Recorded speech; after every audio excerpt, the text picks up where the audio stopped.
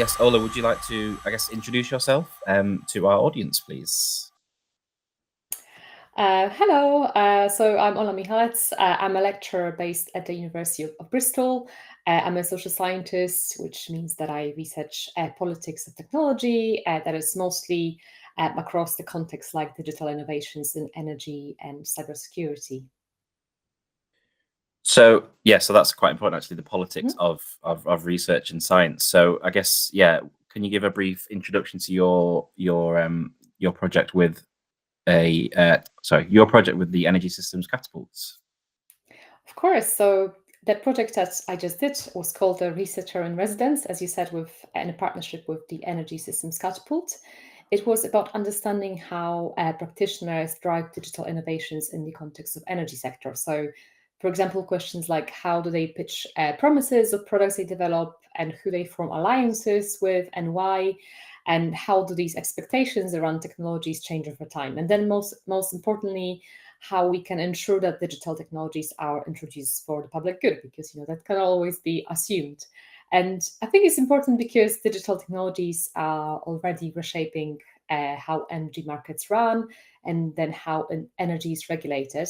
Though so far, admittedly, it's been quite a quiet transition, so to speak. So, it doesn't receive as much kind of attention in media as, say, gas prices that kind of increased as a result of the war in Ukraine.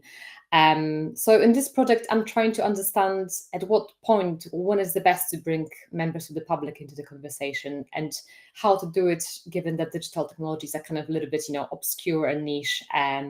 And yeah, and kind of going further, I'm hoping to understand how technologies, precisely like digital twins, can contribute towards democratic outcomes. So how is it going? Am I right in thinking you are at this point you're kind of finished, or you're approaching the finish line in your project? Yeah, so yeah, the project has officially ended now. So I have collected all the data, which was mostly done through interviews with people who work kind of closely on those issues and some workshops. I have published a paper on the role of hype in digital twins in a peer-reviewed journal, which is I can attach it in the workshop in the podcast notes if you'd like. And Absolutely, yeah. I've also been working on policy engagement with Ofgem, who is energy markets regulator. So I've contributed to a couple of consultations on the upcoming AI guidelines and consumer consent strategy. So how to kind of share data on consumers with consumers in mind in a kind of ethical, democratic way.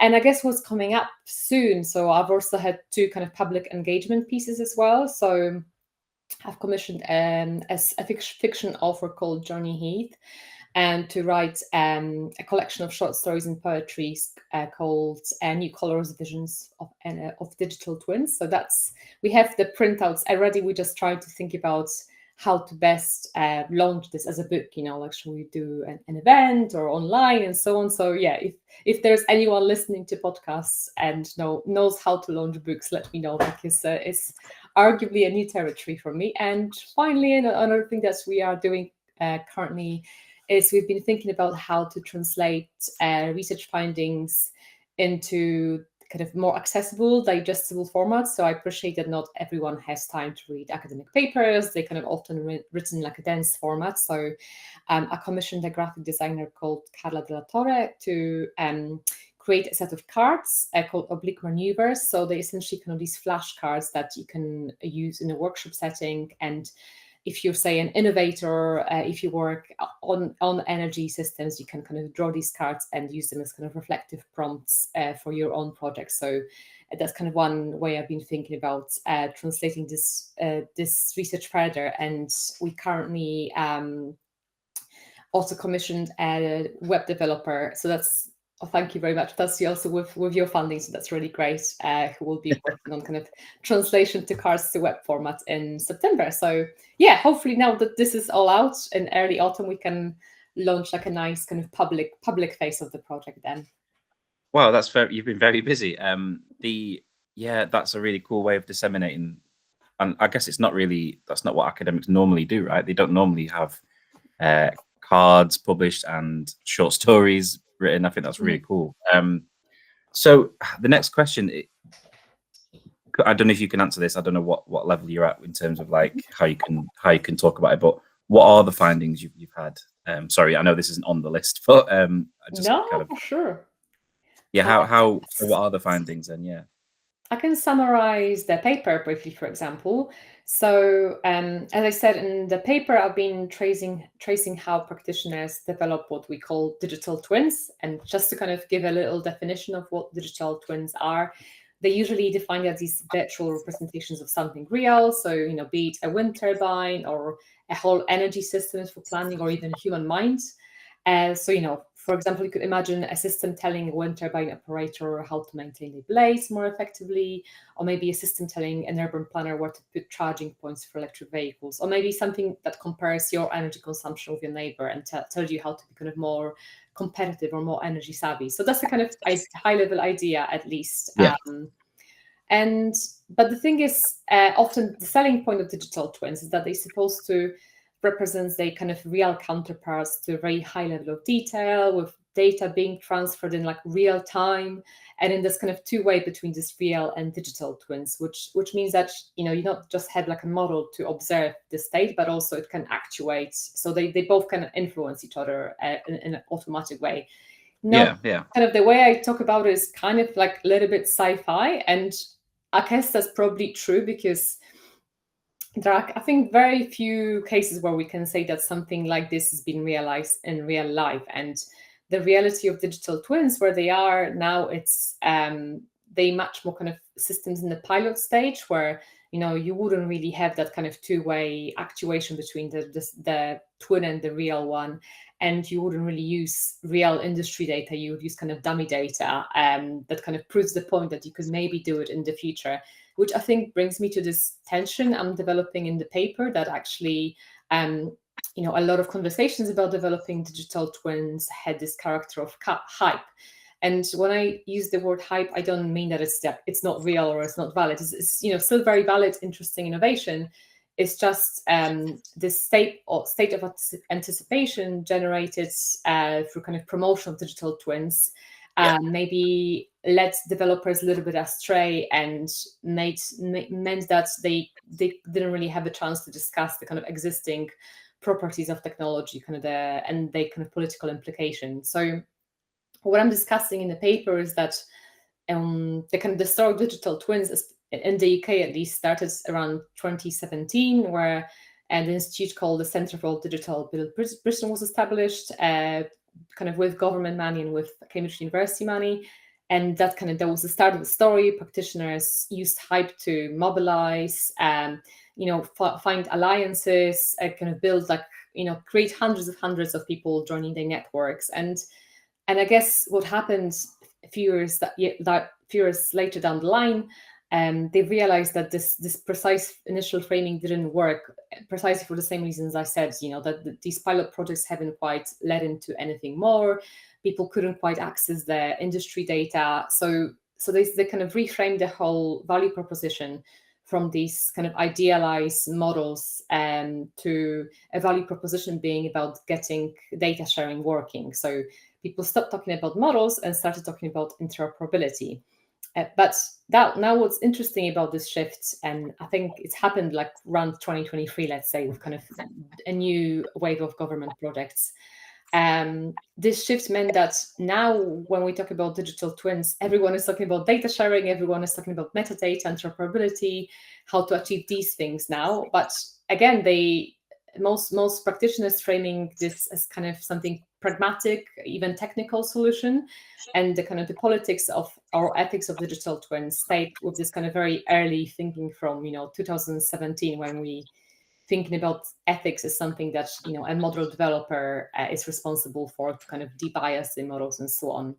So ultimately this paper is calling for kind of explicit kind of like naming of the politics of data sharing. And I would say that probably in the case of energy industry, the kind of issues we need to look at is, first of all, the government procurement of third-party IT companies to develop these data sharing infrastructures.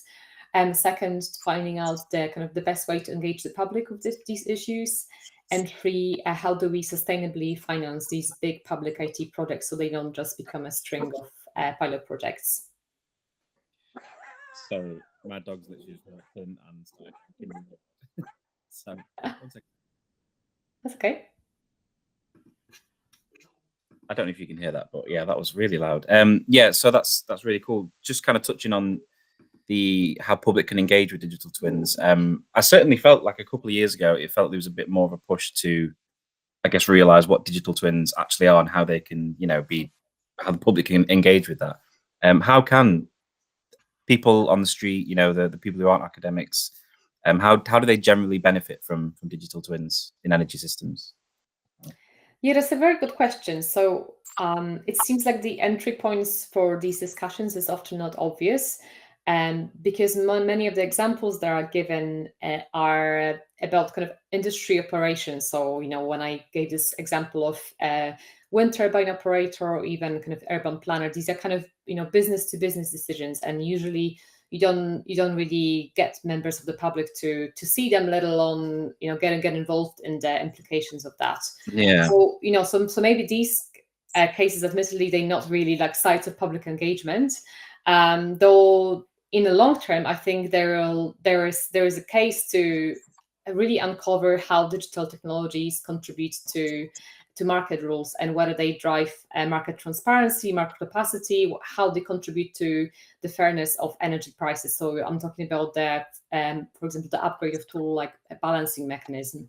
So this is like a really complex issue, and then perhaps it's not so much about engaging the public, but about letting people know that these kind of obscure hidden digital systems have implications on energy bills. So yeah, I see it as a matter of advocacy rather than engagement. But when it comes to engagement, I think this issue will make much more sense once the debate on the consumer consent mechanism begins. So last year, Ofgem has proposed this issue of consumer consent, where your data behind the smart meter would have a kind of a new sharing powers with third parties, and you as a consumer, you and I, we would have an interface to decide about what are we comfortable with. Now, this interface doesn't exist yet; it's very much still at the early stage, and Ofgem has promised sufficient engagement with the members of the public. But as far as I know, I'm aware, this is still very much in a planning process. But I'm very much hoping that once further details are announced, this will create great opportunities to have this discussion about what are the benefits of data sharing, but also what are the trade-offs. How can we do it in a privacy preserving manner, and who are we comfortable to be sharing our energy data? Is it about sharing data with, say, other energy suppliers, or maybe sharing it with the local council or your insurance providers or anyone else? So I'm anticipating these discussions will take place within the next few months, hopefully. And if we had this podcast again, I'll be able to give you a better answer in maybe early 2026 or so. Yes, part 2 coming up. Yeah. It's funny, because I remember not too long ago, the smart meter was kind of optional, but then it sort of changed into every household must have them. And it sort of links in with Paul Howard-Jones from Bristol, who I think you may know also he's doing his R&R, Energy Systems as well. And he talks about trust in adopting these new technologies. So I guess this is, it all ties in with, these new technologies need to be trusted by the public, let alone, made by them with the public purse. Yeah, definitely. And then trust, the way to trust is precisely to engage people right from the beginning. And it's super cliche. Like social scientists have said this mantra so many times, but you can see when things go wrong. So for example, the Online Safety Act came into force only weeks ago, and you can see very much on the news how people are rejecting the the age verification systems, how they buying into VPNs because they just simply do not trust that the age verification system on Blue Sky or Twitter or whatever will actually not hold people's personal data. And that's a fair concern if you are a member of the public and one day you read that previously a trusted company has managed to leak their millions of customer data points, and next day you're being asked to put your face on a supposedly trusted system. Like I would Yeah. have questions as well. So it's completely valid, these conversations. And the best thing we can do is to get people on board early on, and for policy actors like these, like Department of Science and Technology, like the National Cybersecurity Center, to in a way convene events with not so much the members of the public, but also civil society organizations. So both the kind of groups that work on online safety, consumer rights, but also civil liberties and privacy. So they all civil society groups, but they all have very different vested interests. And I would love to see an event when they brought together and they can discuss the different viewpoints on the role of digital technologies and trust. Yeah, wonderful stuff. So yeah, the next question was going to be, what stage are you at now? But you sort of covered that earlier. Is there anything else apart from the book deal and the website? Is there anything else that's coming next in regards to this project? Yeah, I think one more thing I wanted to share. So I'm very keen to keep an active record of all the stuff that I've been publishing and so on. So I've created a website documenting all my previous and current research on energy. So the link to that is www.energyfutures.co.uk, and I think it's probably a nice one-stop shop for all my recent research on energy I've been doing. And I guess another really cool thing that came out of this project is towards the end of the funding window, I had spare like maybe £3,000 or something like that. So and I was able to spend it on the commissioning an external person for something that was related to the project. So I was working with a group of researchers internationally on this thing called HYPE studies. And we are now organizing a conference in Barcelona on HYPE, on what does HYPE mean in the kind of current era, and both in technologies or in science. And so, digital twins are kind of just one example of how it plays out, but we've got around 100 contributions from all sorts of countries on a very diverse case studies. So we were very happy to fund a website designer to design a conference website for our event. And again, you can find it by visiting www.hypestudies.org. So yeah, that's something that I'm really excited about, and is happening in September. And I don't know where you're planning to release the podcast, but the conference is 100% free, and we will have digital spaces for those who still want to register. Oh, brilliant! Yeah, definitely. Yeah, we'll hopefully this podcast will be out very soon. We're recording this on the 12th of August, so it'll be out the 14th of August, hopefully. Yeah, okay, that's great. I'll see if my boss can justify some funding so I can come over to see that. That sounds really fun. Oh my God, yeah, please come. So just to slightly go back a bit, I'm always interested in how you kind of get into how researchers get into these little corners of research. How did you I guess what inspired you to get into this, not only digital twins, but I guess the ethics behind it as well?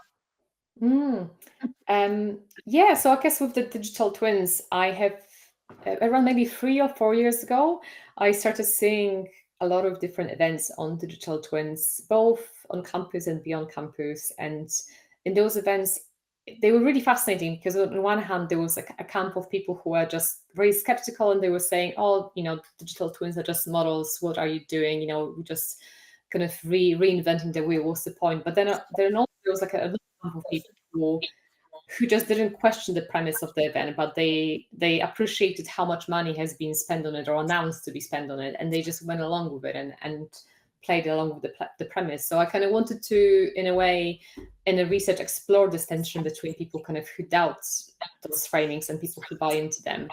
And with regards to democracy and public involvement, so this is something I've been concerned again previously in a past project. So, when I mentioned this idea of like quiet transition and earlier in the podcast, this is something I've been thinking about in the context of an illustration project. So around 2022, 2023, I ran this project called Electric Fields with another colleague, Joe Bornan, in Lancaster University, in illustrators. And, we very much had both this appreciation that we kind of talk about energy and digitalization innovations on day-to-day basis, but most people don't. And how can we kind of bring these conversations to life in a little bit more exciting way? So through that project, we run an exhibition that was shown at the Digital Design Weekend at the V&A in 2023, and it was amazing because we managed to speak to around 1,000 people about, what is the future of energy and what is the future of innovation in energy. So that was really cool project. Actually, I know the podcast won't be shown in the video way, but actually behind me there is I've got a poster from that event. So yeah, nice comic, and I can share in the podcast notes as well. Oh yeah, send me a picture and I'll flash it up on the YouTube video of the static. Great stuff. Oh yeah, excellent. So I guess I kind of wanted to round off with your experience with Energy Systems Catapult. It isn't just you're working with them. Obviously, they're working with you as well. You both kind of gaining knowledge. So how was that as a whole? Mm-hmm. Yeah, so Energy Systems Catapults, they have been really helpful partners. They have done a lot to the project. They have introduced me to a lot of experts in the field. They also provided their own perspective as well. They provided me with space to hold meetings as well. And also they provided me a platform to publish a blog with findings from the research, which I am hoping to be able to share with you very soon. It's very much in the kind of final sign-off process. And yeah, I've learned that this organization does way more than what I thought at first. Like at first, I thought that Energy Systems Catapult, they mostly work as a kind of incubator of startups, but they provide so much more than that. They work with energy consumers, they work with policymakers, and they work at kind of all levels of energy transitions, from individuals to kind of whole national systems, which is really impressive, and will definitely recommend them to anyone who's interested in working in the energy sector space. Brilliant. Okay, so yeah, that's all. I think we'll leave it there. That's amazing stuff. Anything else you'd like to add at the end? Yeah, thank you very much for listening, and feel free to message me if you've got any questions. Brilliant. Thank you so much. Cool. Thank you so much.